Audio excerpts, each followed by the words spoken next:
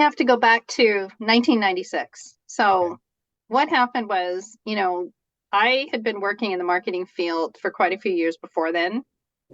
Undergrad was like a business BCom degree. And I was working as an analyst, forecasting demand, financial analyst, category management analyst, things like that. But I always felt in my undergraduate degree, I wanted to be taught by people that had practical experience in the field. So one of my goals upon graduation was to get up to that VP level and then go back to teach. Oh, So that's what I did. So prior to working at C-SQUARE and MIT, which was a research component of the university where we would work with the private sector and we would take data and we'd model it, point of sale data, to be able to more accurately forecast demand. That's what I was doing. But prior to that, I got to that level of VP of marketing at Comp Beverages and was launching global private label brands around the world. So offering a complete private label turnkey solution for retail, everything from beverages to cake mixes to potato chips to you name it, and got to travel. But what happened was I was a new mom.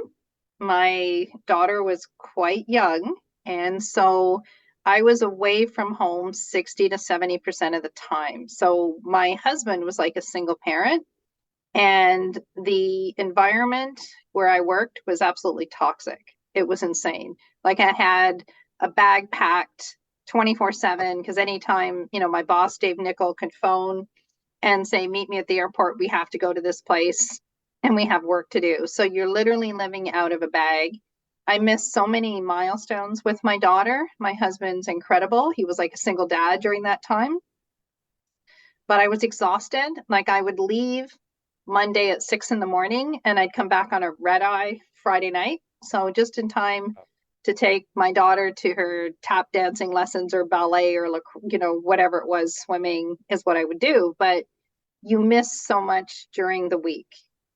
So, they have this perspective, oh, you can have it all, which is true to a certain point, but you have to decide what's important and where you're going to make sacrifices. So to have that role, I had to have an extremely supportive partner, husband, and he was amazing, still is.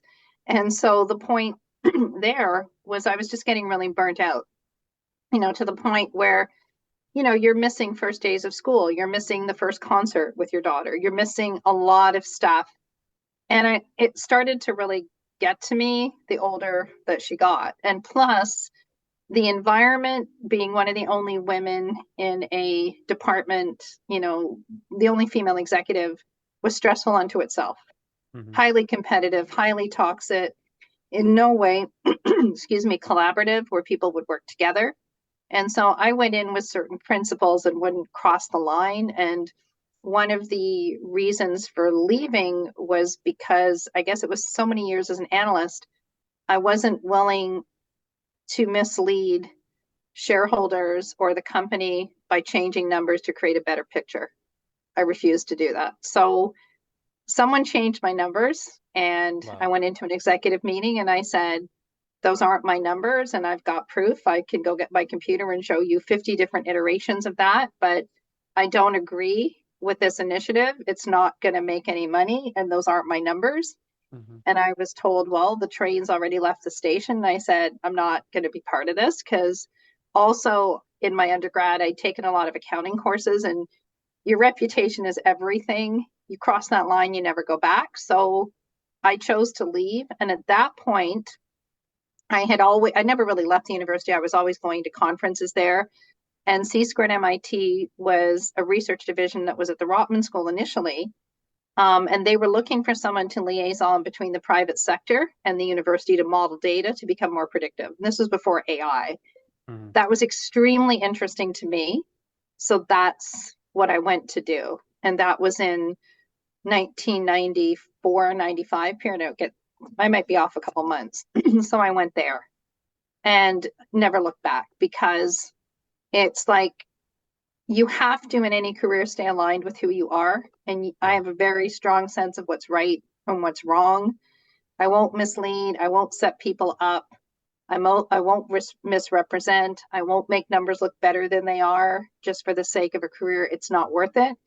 And on top of that, missing so many milestones with my daughter. Yeah. So it was a combination of all of those things with, with that support. So going to the university was a much better option. So I worked there, worked with Loblaws, Canadian Tire, many of the companies that I worked with in the private label realm was same companies that sponsored it. Was IBM, Canadian Tire, Loblaws. I think there was a few others, and they all gave money to do this kind of research. It was great, pre AI, pre machine learning, Yeah. and all those other things. So I worked there for almost 3 years, but they were funded by the provincial government, and when governments change, the funding was lost. Okay. So, and while I was there, had my son, and that's, I know it's a long way to get there, but that's where I started teaching at the University of Toronto. My son was 2 weeks old, and Andy Mitchell at the time was the head of the department, and he said, the marketing faculty is not able to teach. Here's the textbook. The class is in 2 days. That's how I started Wow. teaching. And I thought, That's and he goes, you're a VP yeah. of marketing. How difficult can it be? That's where I started. So you got to be careful what you wish for, because I said one day I'm going to go back and do this. Yeah. And then it fell on my lap. So the very first class, I brought the stroller or the pram into the class, and my son was sleeping because I wasn't expecting this. Yeah. Thankfully, he's a good sleeper. He slept through the whole 2 hours. Kids thought it was hilarious. Yeah. And then never looked back. So I've been literally teaching at the University of Toronto since 1996 because of that one incident. And Wow. then I started teaching marketing, and then started teaching market research, case study courses. Last semester was insane. I had 6 courses plus my consulting practice. So it was nuts.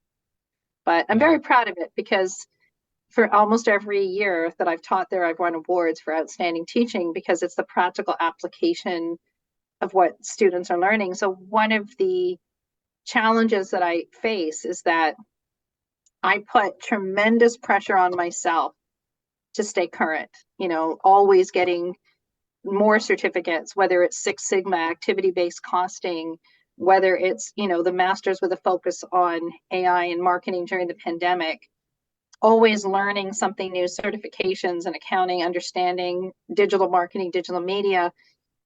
I have a responsibility when you're teaching is to prepare students for the world that they're going to graduate into and not the world I left behind. So Mhm.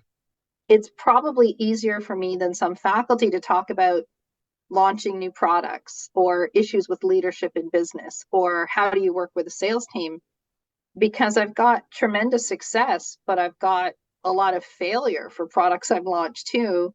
Yeah. And then, there's a lot of learning from that as well. So it's a combination of taking the quantum of your experience and saying, how can I help my students not do what I did, but do better than what I did?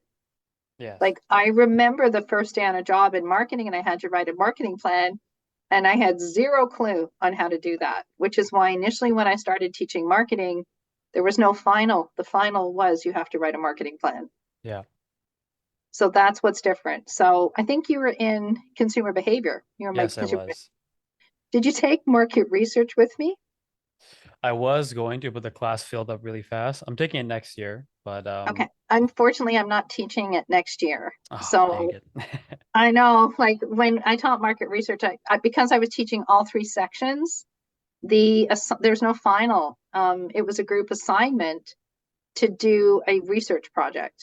So you actually students learned how to design a survey, field a survey, tabulate the results, present it, and then I brought my friends in from the private sector to actually watch the presentations from major research houses, CPG companies, consulting firms to do it, because that's what you're going to have to do when you graduate. So Yeah. because I was teaching all 3 sections, well, what happened was we had 2 full classes of 55, and then we had 55 people on the wait list. So I told the university, just add another class. Yeah. Yeah. And as long as there's chairs in the classroom, I'm good. I go by Yeah. that. So we had 150, but at the university, it's you were part-time instructor. Actually, July 1st, I do have some good news. I've got the status of assistant professor right now. So full-time, part-time professor. So it's great for me and my career to be able to do that. But last semester, I taught 6 classes for the first time, like all the classes I taught, consumer behavior, sales management, strategic marketing communications, I'd never taught them before. So I Oh literally had wow. 6 classes I'd never taught before in my life. So it was a tremendous amount of work just to be on top of it. So this is what you experienced in class. This is the Mhm. first time I taught consumer behavior. Now I've Wow, got a lot of that's experience in it, but first time I've actually taught it.